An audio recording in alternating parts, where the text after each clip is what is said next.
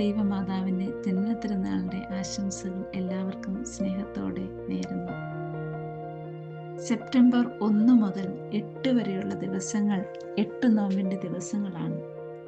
ഈ 8 ദിവസങ്ങൾ നാം വരവേൽക്കുന്നത് ത്യാഗത്തിൻ്റെയും ഉപവാസത്തിൻ്റെയും സുകൃതത്തിൻ്റെയും പുണ്യങ്ങളുടെയും അങ്ങനെ പുണ്യവഴികളിലൂടെ സഞ്ചരിച്ച് 8ാം ദിവസം എത്തുമ്പോൾ നമ്മൾ ദൈവമാതാവിൻ്റെ ജനനത്തിരുനാൾ ആഘോഷിക്കും. തിരുസഭ 2 പേരുടെ ജനനത്തിരുനാളാണ് എല്ലാ വർഷവും ആഘോഷിക്കുന്നത്. ഒന്ന് പരിശുദ്ധ ദൈവമാതാവിൻ്റെയും മറ്റൊന്ന് ഈശോയുടെയും. നാം എല്ലാവരും ഈ ലോകത്തിൽ പാപികളായിട്ടാണ് ജനിച്ചത്. മരിക്കുമ്പോൾ വിശുദ്ധരായി മരിക്കുന്നു. മാമോദീസായിലൂടെ നമ്മുടെ പാപങ്ങളെ കഴുകിക്കളഞ്ഞ് സ്ഥൈര്യലേപനത്തിലൂടെ പരിശുദ്ധാത്മാവിനെ സ്വീകരിച്ച് തിരുസഭ പഠിപ്പിക്കുന്ന സുകൃതങ്ങളും പുണ്യങ്ങളും അഭ്യസിച്ച് നാം വിശുദ്ധരായി തീരുന്നു. എന്നാൽ പരിശുദ്ധ അമ്മയും ഈശോയും പാപമേൽക്കാതെ തന്നെ ഈ ലോകത്തിൽ പിറന്നു വീണു. തീർച്ചയായും പാപികളായ നമ്മെ രക്ഷിക്കുവാൻ വേണ്ടി ഈ ലോകത്തിൽ വന്നു പിറന്നവരാണ് ഇവർ. അതിനാൽ തിരുസഭ പരിശുദ്ധ ദൈവമാതാവിൻ്റെയും ഈശോയുടെയും ജനനത്തിരുനാൾ ആഘോഷിക്കുന്നു. പരിശുദ്ധ തിരുസഭാ മാതാവ് ഇന്ന് വിചിന്തനത്തിനായി നമുക്ക് നൽകിയിരിക്കുന്ന ബൈബിൾ ഭാഗം വിശുദ്ധ മർക്കോസ് സുവിശേഷം 4-ാം അധ്യായം 31 മുതൽ 35 വരെയുള്ള വാക്യങ്ങളാണ്.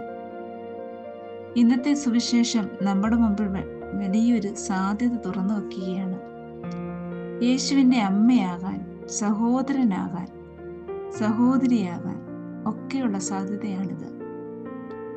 അമ്മ, സഹോദരൻ, സഹോദരി എന്നീ പദങ്ങൾ കൊണ്ട് ഉദ്ദേശിക്കുക അതൊരു കുടുംബത്തിലെ അംഗങ്ങളെയാണ്. അപ്പോൾ യേശുവിൻ്റെ കുടുംബത്തിലെ അംഗമാകുക എന്ന് പറയുന്നത് നമുക്ക് വലിയൊരു സാധ്യത തരികയാണ്. അതാണ് ഇന്നത്തെ സുവിശേഷം മുന്നോട്ട് വയ്ക്കുക. അതിന് നമുക്ക് ഒറ്റയൊരു വഴിയേ ഉള്ളൂ.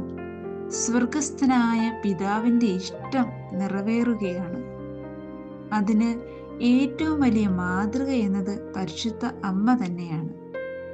ഒരുപക്ഷെ സുവിശേഷം വായിക്കുമ്പോൾ നമുക്ക് കാണാൻ പറ്റുന്നത് യേശുവിനെ അമ്മ കാണാൻ നിൽക്കുമ്പോൾ യേശു അത് വകവയ്ക്കാതെ അമ്മയെ വന്ന് കാണാതെ നിൽക്കുന്ന ഒരവസ്ഥയാണ്.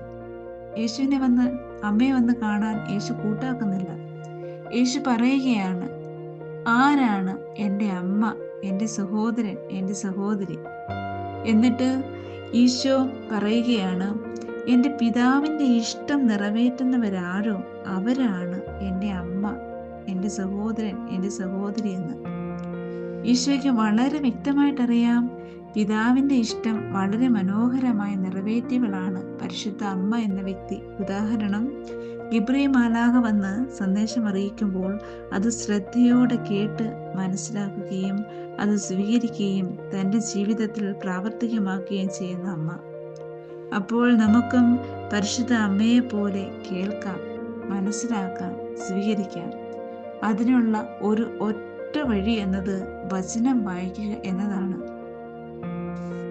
വചനം മാംസം ധരിച്ച യേശുവിനെ സ്വീകരിക്കുക. സ്നേഹത്തോടെ, ശ്രദ്ധയോടെ, ഹൃദയം കൊണ്ട് വചനം വായിക്കണം.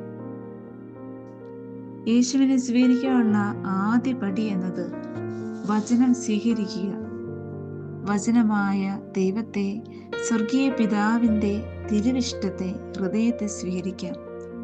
പരിശുദ്ധ അമ്മയെ പോലെ ശ്രദ്ധയോടെ കേട്ട് മനസ്സിലാക്കി വചനം ജീവിക്കാൻ സാധ്യമാകട്ടെ എന്ന് പരിശുദ്ധ അമ്മയുടെ ഈ ജന്മത്തിരുനാൾ ആഘോഷിക്കുന്ന ഈ നല്ല വേളയിൽ പരിശുദ്ധ അമ്മയുടെ മാതൃക കണ്ട് അമ്മയുടെ മാധ്യസ്ഥത്തിൽ ജീവിക്കാൻ നമ്മെ സർവശക്തൻ യോഗ്യരാക്കട്ടെ എന്ന് നമുക്ക് പ്രാർത്ഥിക്കാം.